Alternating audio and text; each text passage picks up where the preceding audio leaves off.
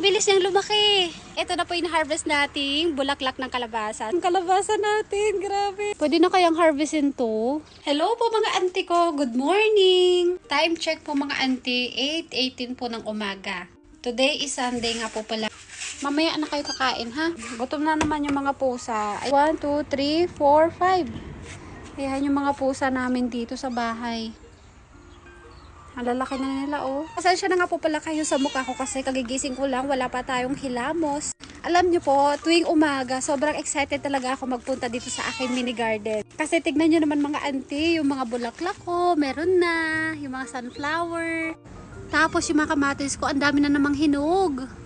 Sobrang nakakatuwa po kasi tignan nyo naman mga auntie, meron na tayo ditong ampalaya. Meron dito kalabasa, 3. Oo, ang lalaki. 1, 2, 3.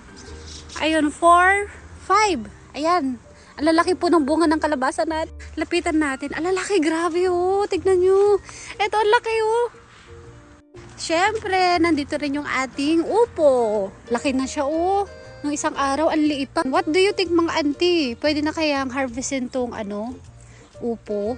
Alam niyo po yung feeling na pag excited kong gumising araw-araw kasi nga po dahil sa mga tanim ko. Dami na naman nating harvesting beans. Kapag hindi ako busy, magluluto po tayo ng pansit mamaya. Yung mga kamatis natin, ang gaganda.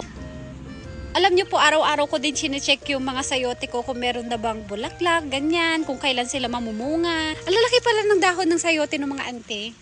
Punta naman tayo dito sa likod. Meron akong ipapakita sa inyo.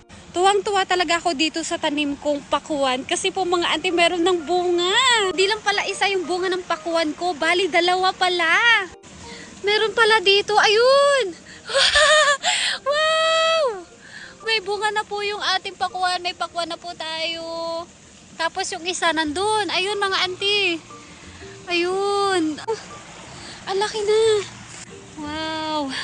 Ang bilis niyang lumaki. Ito naman po, hindi ko alam kung anong klaseng gulay ito. Para siyang upo. Makikita na lang natin kapag lumaki na. Ito naman po yung bilog na talong. May 2 na pala siyang bunga oh. Ito naman po yung ating mga sitaw. May mga bulaklak na. Ang gaganda na po ng mga sitaw ko. Dito sa likod, merong mga bulaklak ng kalabasa. Hindi ko nga po naasikasong harvestin yung mga bulaklak ng kalabasa natin mga auntie kasi nga po ang busy. Ipunin natin. Meron na din po tayo ditong pipino.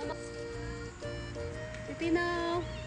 Ito na po yung harvest kong bulaklak ng kalabasa. Tapos meron ding isang pipino. Bale, may pasok nga po pala ako ngayon. Mga 9:30 papasok na po ako sa trabaho. Yun lang po mga auntie, maraming salamat po sa panonood. Magandang umaga po sa inyong lahat.